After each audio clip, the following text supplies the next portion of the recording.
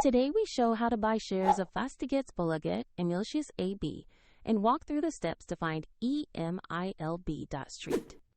The company operates in residential real estate and is listed on CBOE EU under the ticker EMILB.ST.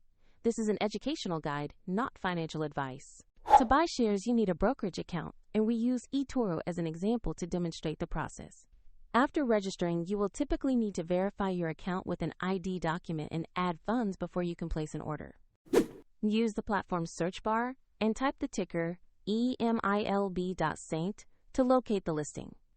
Make sure you select the matching Fastighetsbolaget Emilshus AB entry for the CBOE EU market. On the stock page, review basic company information and the price chart to confirm it is the correct security. Check the listing details and the market to ensure you are viewing EMILB.ST for CBOE EU. To invest, click the Trade or Buy button, enter the amount you want to invest, and review the order details before confirming.